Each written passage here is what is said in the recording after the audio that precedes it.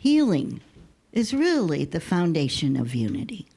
We know that our co-founder, Myrtle Fillmore, had an incredible healing and had been told she was terminal with tuberculosis and had 6 months to live. She had 3 little boys, a husband living in Kansas City, and she didn't know what to do.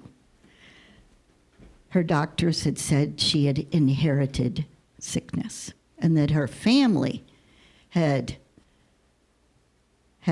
over the many generations had lung issues. They went to hear a speaker. You heard me tell this last week. It's one of my favorite stories to tell. E.G. Weeks, she heard him say, "You do not inherit sickness." And she went, "What? Of course I do. Of course I do. Well, the doctor said I do." Oh. So she began to read. She began to visualize. I love this part of the story. She went to the library and in the 1890s and got books, medical books, to see healthy lungs. And she visualized healthy lungs. She began to affirm what we call today affirmations, positive thoughts. And she said, what I realized is I had to change the way I think. I don't know about you, but I have found resistance in my life over and over to be like a stop sign. Keeps me from growing, keeps me from engaging, keeps me from peace. Keeps me from peace. Hand on the hip. Anyone else know that stance? I'm right. You're not. And there you go. Now, sometimes that ends a relationship. Sometimes that ends something that was dear to us. But because we have resisted change, there we are. So I'm going to talk about change today. And I always like to ask, are you willing? And you say yes. But it's just that part about the communication. Are we willing to understand what resistance means in our lives? Now, I have resistance. We all do. However, if it becomes a pattern, and if it becomes the thing that is more important than the people in our lives, that gets us in trouble, doesn't it? So I have a little story I'm going to tell you. It's a Gandhi story. Many of you know that Arun Gandhi, the grandson of Gandhi, was a good friend of Paul and mine's. We traveled to India with Gandhi.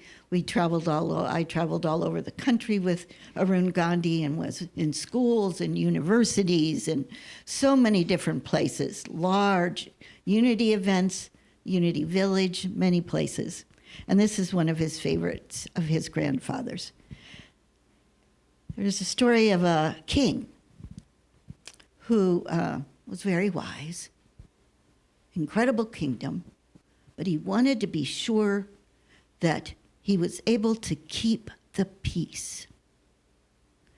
And so he had heard there was a wise man in the outer parts of his country, and he wanted to talk to that wise man to find out how to keep the peace.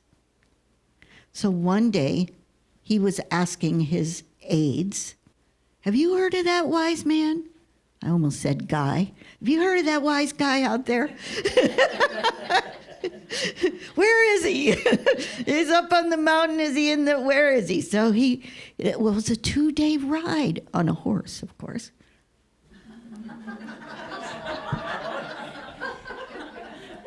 Ooh, I love it. On a horse, of course. Yeah, and here we go. Off he goes.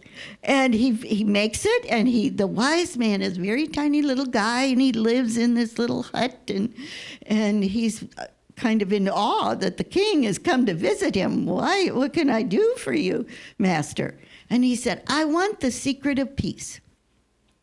He said, well, you've come to the right place. He invited him in, sit on a rock, made a little cup of tea, said, the wisdom of peace is that you let it nourish those in your kingdom. And he gave him a little shaft of wheat. Little shaft of wheat.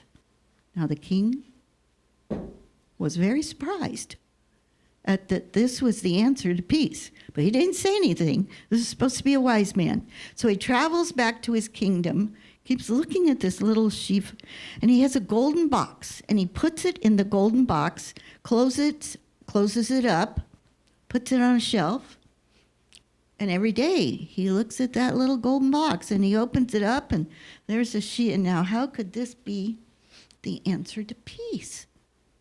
He was befuddled.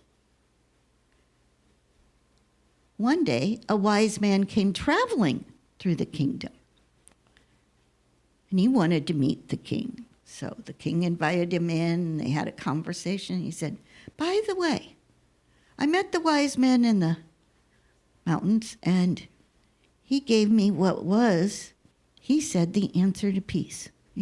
Wise man went, "Oh." And he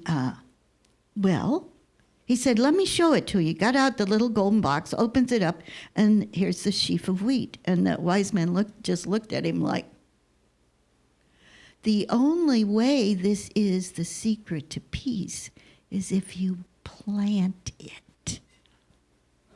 If you plant it, it will nourish your community, and it will grow and grow, and you will be able to grow so much that it could reach out to other countries and other places, and you would be a benefit, and there would be peace. Good story. However, sometimes we don't want to share what we have, our peace, our ideas, our thoughts, and we keep our love, we keep our joy, whatever it is, inside hidden. Has anyone ever done that? Now, I've done that when I felt hurt, when I was afraid. This side has never felt that. Have you ever done that when you close down? And here's that word we've been using recently, when we feel vulnerable. When we feel vulnerable, we close down because we're afraid. Someone said, "That's true." Thank you. So I'm going to go back up here. So when we realize that we have closed down, we realize that we are afraid, we feel vulnerable. Now, we've been talking about that healing is physical, mental, emotional, and spiritual. Now, that phrase about healing body, mind, and spirit leaves out the emotional part, doesn't it? And I'm clued into that because I have worked on my emotional self. And that is so important that we have a balance. Physical, mental, spiritual, emotional is balance. That's actually transformative. And we saw that in the way that Myrtle Fillmore healed. Is she looked at every aspect. She looked at the physical. She changed the way she ate. She looked at the mental. She looked at the psychological. She was doing the full circle of healing.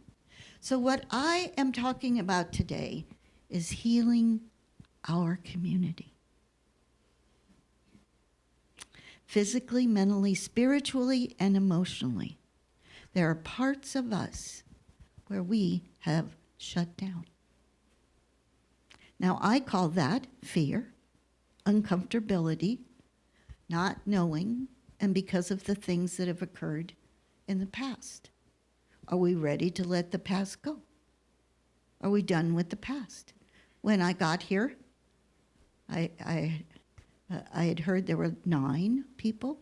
There were 20, and now we're more. Are we ready to be more? And what would it take for us to plant the seed? What would it take to plant the seed of openness? We're so glad you're here. People who maybe haven't been here before or were here years ago. Are we welcoming? Are we intentional? Or are we concerned with ourselves? Now, when I first came and I had some ideas, that wasn't so appreciated. We do it this way. Okay, we'll do it that way. And then a little later I would ask, I moved the chairs. That was a big deal to move the chairs. And then we cleaned out the sun porch, and now we've cleaned out the modular, and it's for rent, and we've done a lot of things, substantial things, and yet,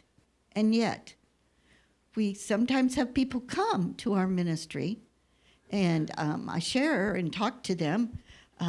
So glad you're here. What brought you here? What did you think? What are you looking for? And many times people say, I'm looking for something that's not churchy. Me too. But sometimes we feel a little churchy, don't we? We do. Let's be honest. Let's be honest. And then there's a resistance to that changing, because that's the way we've always done it. And that's how we're comfortable. And we like it that way. Well, good. But this is a different day and age. This is called 2026. Now, the first time I went to a Unity ministry, I was 18. That was a long time ago.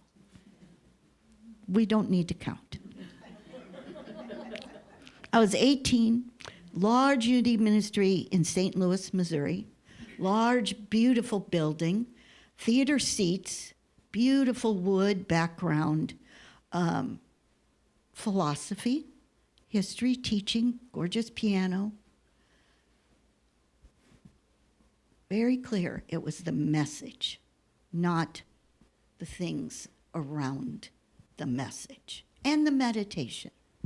So this is a time of great change in the world, historically, in so many ways, and in spiritual communities, and I would put in quotes, religion. Now, Unity, I was just telling Jeff, the Unity ministry I founded in Lake Oswego, Oregon, over 30 years ago, grew and thrived and was known and respected and did all these wonderful programs and projects. I retired, and eventually they had a young man, and eventually it's totally done. It's closed. Complete. I've served 4 different ministries. One is thriving, Crystal Lake, Illinois, yay. Beaverton, Unity of Beaverton, limping, and the other 2 are closed. Now, what is the secret to that? Resistance to change. It really is. So I was talking to the Unity headquarters this week and talking about what we could do to be current, what we could do. And they recommended this little book. It's called Autopsy of a Deceased Church. And 12 Ways to Keep You Alive. Round of applause.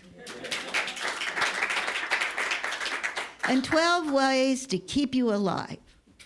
Phew. So I read to the back of the book, right? However, it was so significant, having been in all these churches, having taught ministers, having interviewed ministers, having 45 years being a minister. And what they say in here is so true. So they talk about the focus, and I'm not going to do a whole lot on this today, but the focus becomes us. It's all about us, and we're not looking outward. And that is what challenges us. We care about us. Now, what's happened now is we do have a new energy. Not quite as many people today because they slept in. We understand. That feeling of connectivity is important. It's valuable. There's so few places we find it in our lives. Would you agree with that? However, we have something to offer. We have a message that the universe is asking for, and we know it. We have the chaff of wheat. It's called connection. It's called many paths. It's called love your neighbor. It's universal, and you find it in Unity Ministries. Remember, all over the world. So the key is, could we move on? Would you like to know 3 of the answers? Sure. Yes. Would you like to know 3 of the answers? Yes. Thought you'd never ask. The first one is to pray. Pray for strength. Pray for togetherness. Come together in prayer. And he uses, this book is by a church consultant, and he's worked with hundreds and hundreds, if not thousands, of churches.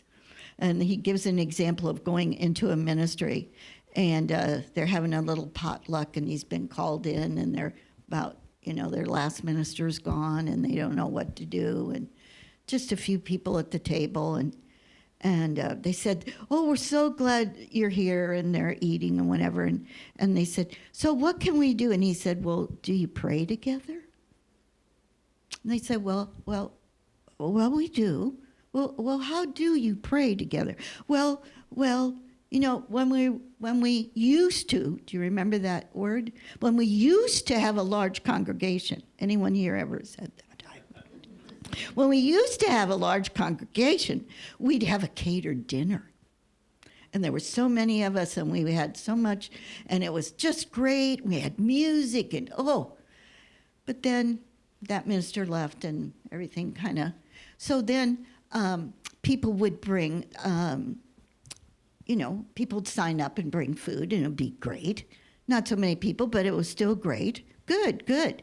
He's never mentioned prayer. You hear this. And then the next thing happened, and the next thing, finally now there's like 15 people, and he said, we have a typed up list, and we pass it around. So, typed up list, large group, praying together. What's the difference? The difference is, where is my intention, where is my process, and where is my heart? I don't know we even have a typed up list anymore. So, is it time to pray together? Is it time to really have prayer groups together? And are we praying for those who are looking for us? And are we praying to open our door? I'm going to say this. I am grateful. The blinds are open today. Thank you, Garth. Thank you, Garth.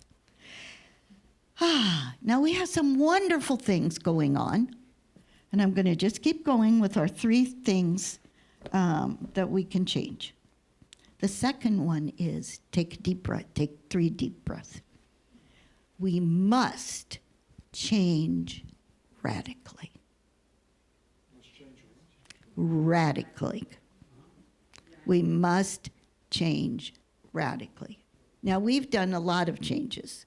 You've got fabulous music. We have words. We have a screen. We've done a lot of things to make that happen. However, there are still ways people don't know we're here. We're the best kept secret in town. And I want to go out and wave a flag. Did you know about this place? So are we willing to market ourselves? Are we willing to shine our light? Are we willing to expand? And the next one is take action.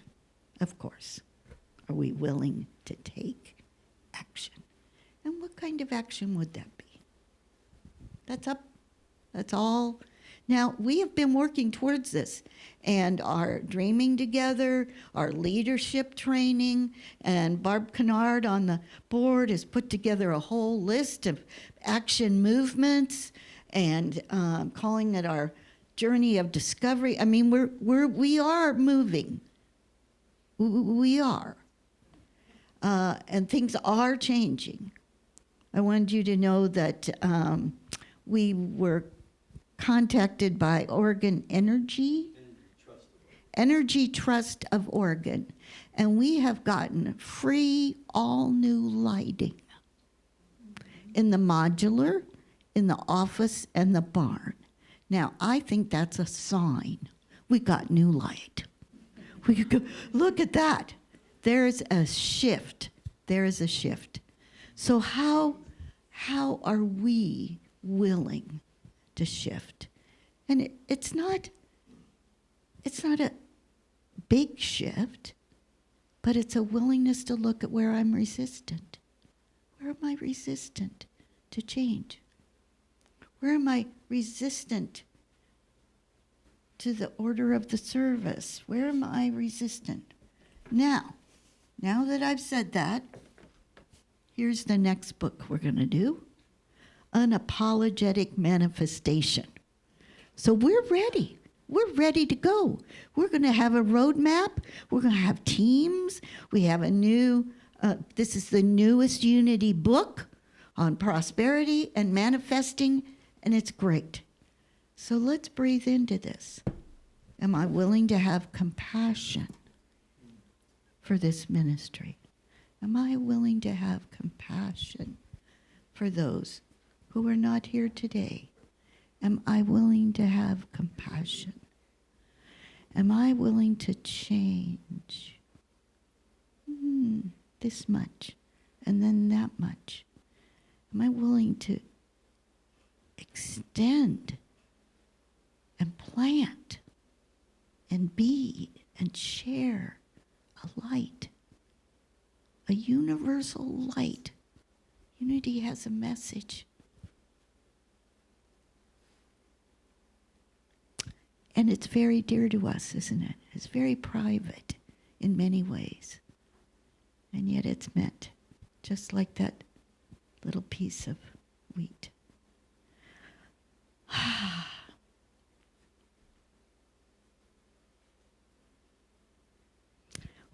When I shared that with you, it's not that something is wrong. Nothing is wrong. It's a season of change. And that's what we have to remember. We're in a season of change right now with the clocks. We're moving into spring. We have, at our house, the robins are chirping. Everything is shifting.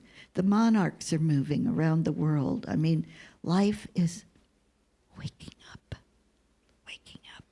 And we can be part of that. We can be part of that. So we're going to move into our quiet time.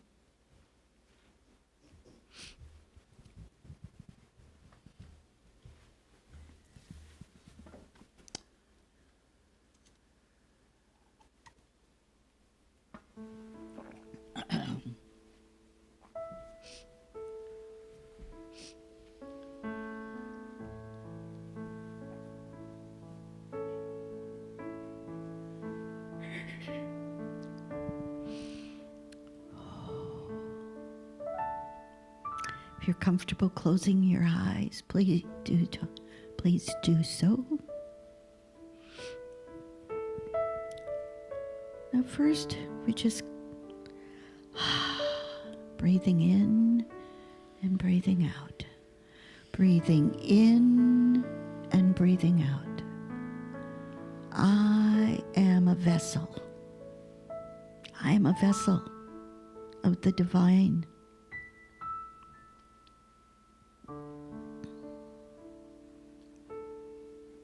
I am more than you can see. I am more than you can see. And I am that little sheaf of wheat that can be planted and grow.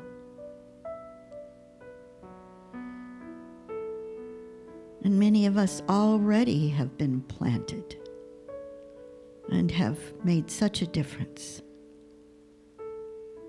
in sharing the unity message with others. Ours is not unique. However, it is compassionate, compelling, and comforting.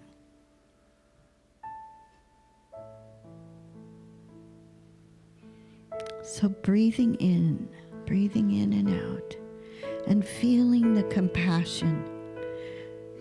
compassion in you and around you, and realizing what is mine to release today.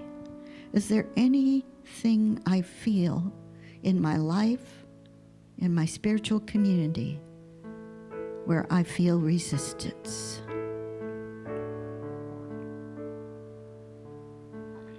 Where I might feel fear, upset. And I'm willing to go to that vulnerable place inside of me,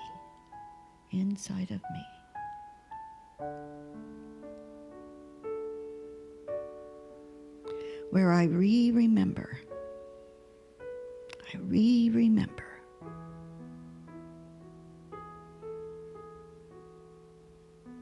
who and what I am.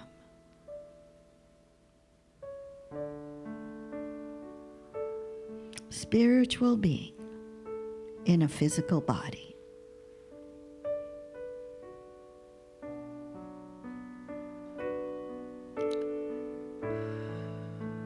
I let go. I let go of any resistance. I let go of the fears, whatever feels heavy today. And as we enter some moments of silence,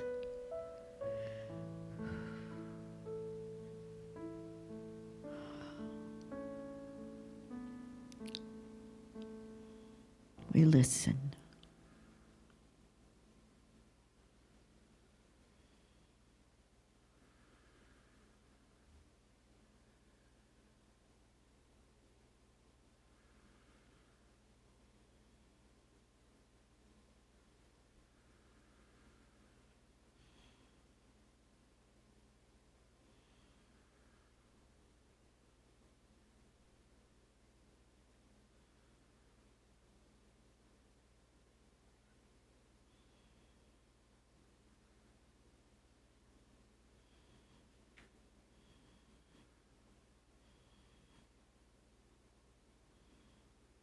We are so grateful.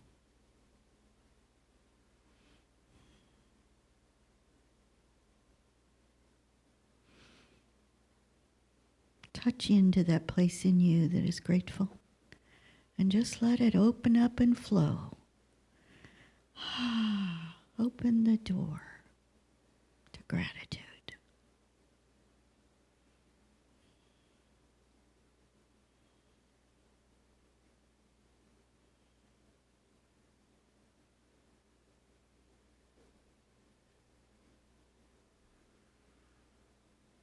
Thank you, Spirit.